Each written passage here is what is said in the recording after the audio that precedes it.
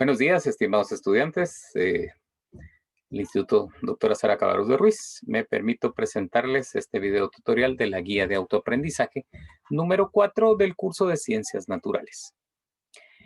En las días anteriores hemos estado trabajando el método científico, el cual nos ha permitido realizar un par de experimentos que nos han conducido por esta observación de los fenómenos que nos rodean.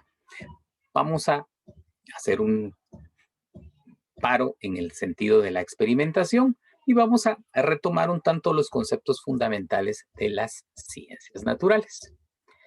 Todo lo que nos rodea nos provoca cierta curiosidad, cierto deseo de establecer el porqué de las cosas.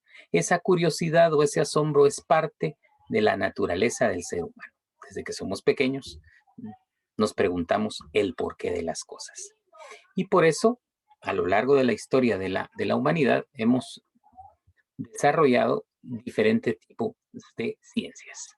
Si nos remontamos a la primera parte del desarrollo de las ciencias, pues podemos hablar primeramente de los griegos, que ellos se preguntaban en algún momento, ¿y por qué de dónde vienen las cosas? ¿Cuál será el principio de todas las cosas, de todo lo que nos rodea? A ese principio, estos griegos antiguos le llamaban arjé o principio. Esa palabra griega nos da origen a muchas otras palabras. Bueno, pero las ciencias, en este caso la ciencia o ciencias, el plural, es porque el conocimiento ha crecido tanto que hemos desarrollado diferentes ramas de ese conocimiento. Y el día de hoy vamos a ver un poco el concepto de las ciencias. Bueno, específicamente de las ciencias naturales. Todas las ciencias naturales van a ser aquellas que estudian fenómenos que suceden en nuestra naturaleza, es decir, a nuestro alrededor. Estos fenómenos ocurren en forma espontánea, es decir, no tienen intervención del hombre. Por eso reciben el nombre de ciencias naturales. Es importante que nosotros reconozcamos o estemos bien cimentados en el hecho de que todo lo que nos rodea es sujeto de observación, de una observación que debemos de hacer a través de un método. Un método, como vimos en la guía número 3, un método científico que tiene cierto proceso, el cual nos genera una idea o una hipótesis, la cual nosotros demostramos y concluimos luego de realizar la experimentación. Pero esa observación de nuestro propio entorno nos hace reflexionar que toda ciencia debe de tener, primero que nada, dos requisitos. Debe tener un método. Un método. Puede ser un método deductivo o bien un método inductivo. Es decir, de lo general a lo particular o bien de lo particular a lo general. Además, toda ciencia debe poseer un objeto propio de estudio. La primera gran división de las ciencias la tenemos que nuestras colegas, las ciencias sociales, pues tienen como objeto de estudio, como objeto de materia de estudio, al hombre en sus diferentes formas. En cambio, las ciencias naturales tienen un objeto propio. Vamos a podemos estudiar las plantas, las células, los parásitos, los cuerpos celestes, la célula misma, los entornos ecológicos. Vamos a tener un objeto material diferente. Y la forma en que estudian estas ciencias a cada uno de estos objetos. Entonces, importante que recordemos que toda ciencia debe tener un objeto material, es decir, la cosa o el objeto que se estudia en sí, y el objeto formal, cómo lo estudiamos. Bien. La primera gran división de las ciencias naturales se da de acuerdo con estas características. Vamos a tener ciencias que estudian a los seres vivientes los que tienen esa cualidad muy especial que es la vida, y las ciencias que estudian los seres que nos rodean de los seres inanimados, los cuerpos que no poseen una vida como nosotros la definimos. Dentro de estas tenemos la metalurgia, tenemos la mineralogía, tenemos la astronomía, tenemos también la mecánica, la física, la geología, entre otras. Y del lado de las ciencias biológicas, esas ciencias que estudian la vida misma, tenemos pues la citología, que es la que encarga específicamente de las células, la genética, por ejemplo, la anatomía, la botánica, entre otras ciencias. Entonces, esa primera gran clasificación de las ciencias, en las cuales encontramos la vida misma, que podemos decir, bueno, tenemos la botánica, que estudia la ciencia, los seres del reino vegetal.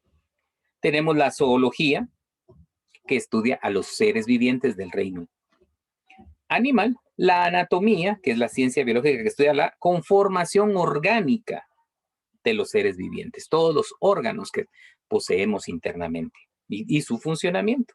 La fisiología, que está también parte de la biología, que estudia ese funcionamiento de los órganos, específicamente de cada uno de los órganos. La embriología, que es una ciencia que se encarga del proceso de evolución de cualquier ser, puede ser desde la fecundación hasta el alumbramiento. La parasitología, que estudia a todos los seres que son o que viven a expensas, mejor dicho, de otros, los parásitos. También tenemos, como les había dicho hace un momento, la citología, que es una ciencia biológica que se encarga de las células. Y podemos tener esa gran división primaria entre la célula animal y la célula vegetal, en sus características y funciones. La histología, que es otra rama biológica que estudia los tejidos. Una ciencia biológica también muy importante en la actualidad es la genética, que estudia la herencia, porque tenemos el pelo de determinada forma, nuestros ojos, nuestros rasgos, cuáles han sido heredados por nuestros ancestros, por nuestros padres y abuelos. Todas estas ciencias biológicas tienen en común que están enfocadas en seres animados, en seres que tienen esa característica especial que vamos a definir en términos científicos, la vida. La ecología como tal, como nosotros somos parte de un ecosistema. En un video anterior analizamos el ciclo del agua y cómo nosotros como seres vivos necesitamos del agua para sobrevivir, y podríamos ver también la influencia que tiene el ser humano o cómo el ser humano ha modificado la ecología o el medio ambiente, y por eso tenemos estos cambios climáticos tan complejos y severos en nuestro entorno. Entonces, estas ciencias biológicas tienen como característica principal, como les repito, la vida.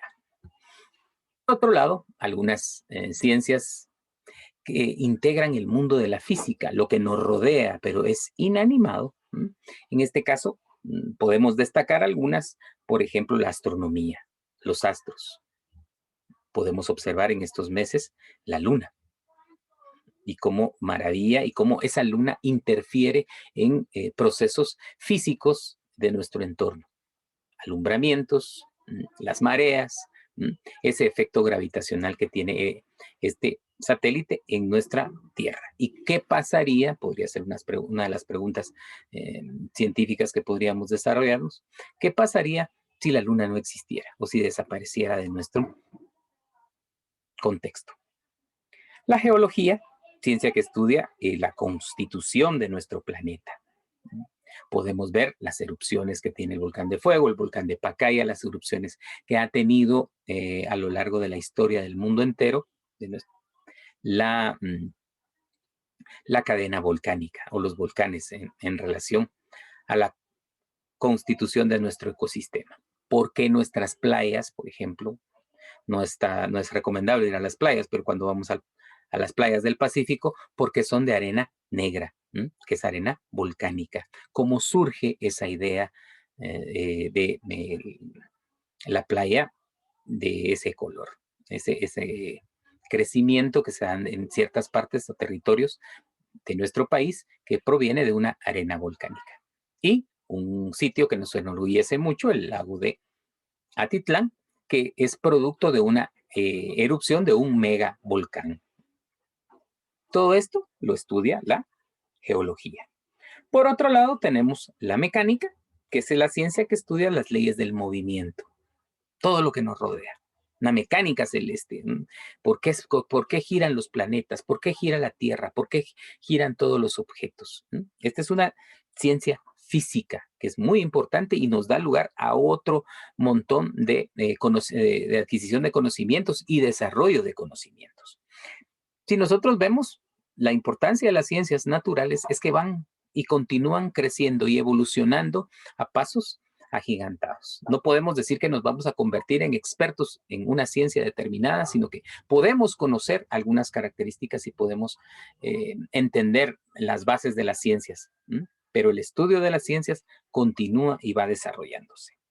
Tenemos la física, por ejemplo, que estudia las propiedades de los cuerpos y en su estado de movimiento, sin cambiar su naturaleza. Existen cambios físicos y también una ciencia que es conocido para muchos como la ciencia central, la química, que estudia cambios de la materia que no son reversibles.